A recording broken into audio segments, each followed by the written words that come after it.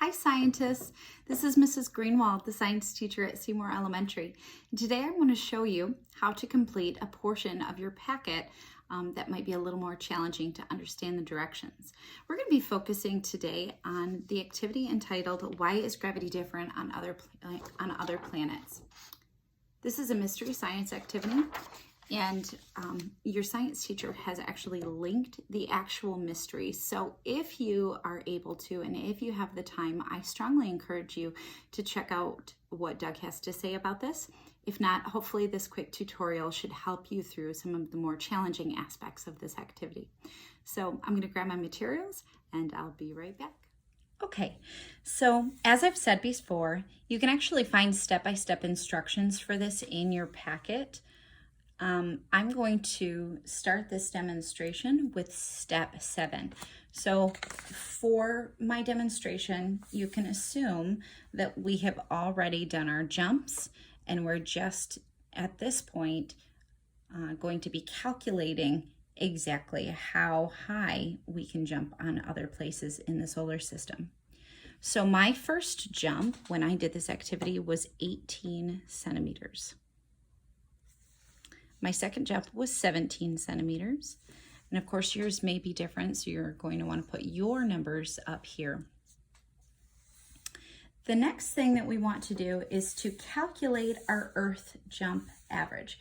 For example, since my jumps were 18 centimeters and 17 centimeters, to find the average, I'm going to add those two numbers together in step 2 of my gravity jump data sheet.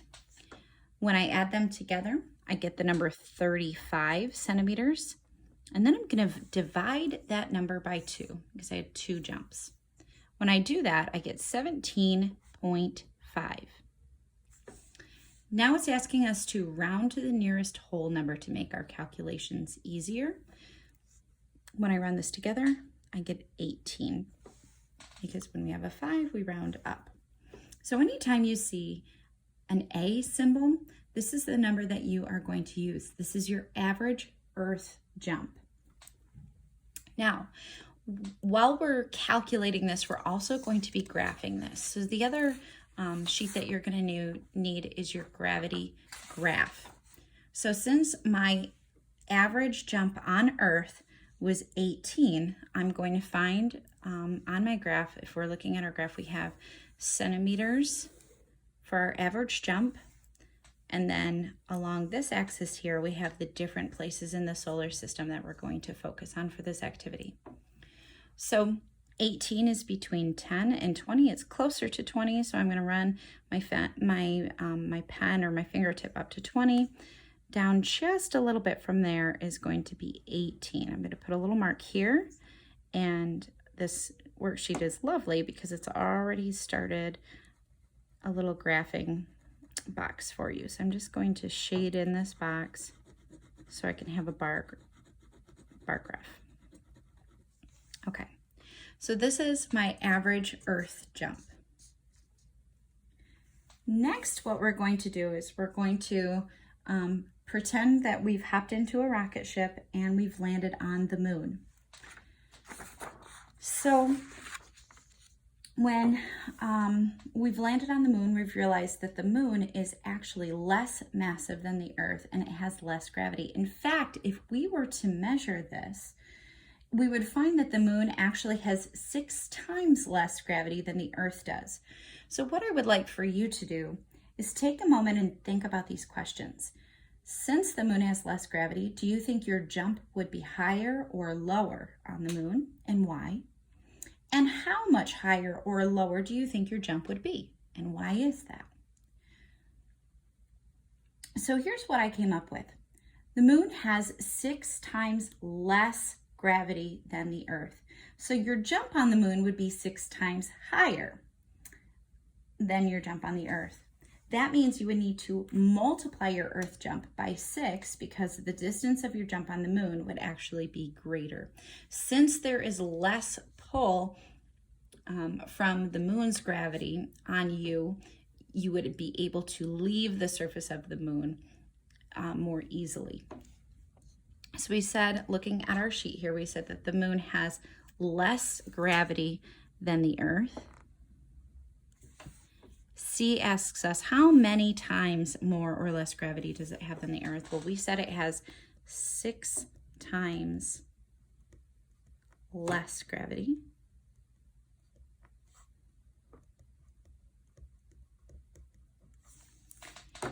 And in this place, my jump would be higher or lower. Well, if we have less gravity pulling us back to the surface, we would be able to jump off the surface higher. To figure out my jump at this place, do I need to multiply or divide? Well, since it's 6 times less gravity, we're going to take our number that we got on Earth and we're going to times it by 6. So we want to multiply. Okay, looking at the calculation section here, we can do this with just some simple math. All we have to do is plug in our values. So A, we know, is our average Earth jump up here. And for me, it's 18. Again, your number may be different. E, we have to decide, are we multiplying or dividing? Well, we already decided that we're multiplying, so I'm going to circle the multiplication symbol. And C is how many more times gravity does it have than Earth? We said 6. So plugging this in, 18 times 6 is 108. Feel free to grab a calculator if you need to for this to double check your math. But our total is 108 centimeters. Again, yours will probably be different. So hopping back over to my graph, I want to graph this value. We're saying that if I could jump 18 centimeters on Earth, I could actually jump 108 centimeters on the moon. So finding the moon, here's 100 and 110. We know that 108 is a little bit closer to 110. So we're going to put our bar right up here and create our bar graph. Shade it in.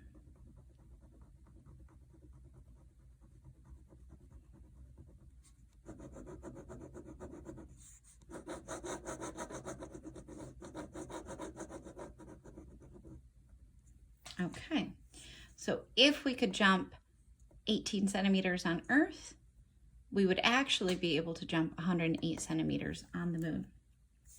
So let's hop back in our pretend rocket ship. This time we're going to go to Jupiter.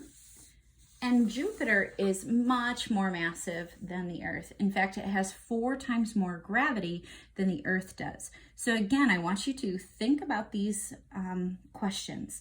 With more gravity, do you think your jump would be higher or lower than your jump on Earth? And how much higher or lower? Then I want you to think about, would you multiply or divide your Earth jump to find the height of the jump on Jupiter? So here's what I came up with. Since it is more massive, since it has more gravity, we said that it has 4 times more gravity.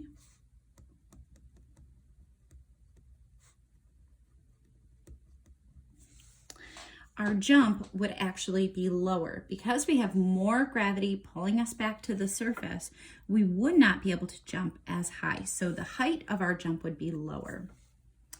Now, since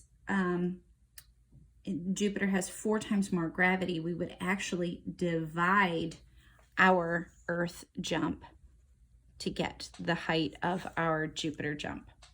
So if you notice, there's a pattern. If you pick higher, you're going to multiply. Higher gravity means you multiply. Lower gravity means you divide. So again, plugging in the values here. A, we get from our average Earth jump. For me, that is 18. E, we decided that we're dividing. So I'm going to circle the division symbol. C is how many more times is that value? We said it's 4. So 18 divided by 4 gives us 4.5 centimeters. Again, for the sake of ease, we are going to round this up to the nearest whole number. So it's actually 5 centimeters that we would be able to jump on Jupiter. So going back to our graph, find Jupiter, looking at our values, our lowest one here is 10, but we said that we can only go 5 centimeters. So we're actually going to make our bar just a teeny tiny halfway between 0 and 10. Okay, so you have enough information on the rest of your paper. Your teacher has kindly given you enough data to calculate the rest of these on your own. I encourage you to look at question 4 and see if you can figure out any patterns that you see in your graph when you are doing this activity. And if you have any further questions, again, I encourage you to check out what Doug has to say about this. Your teacher has posted this entire mystery, including the exploration videos, to her Google Classroom, or contact your science teacher either during their virtual office hours or via email. That's it for now. I encourage you to try out this mystery. Hopefully you have some fun with it. And as always, stay safe and stay curious. Until next time.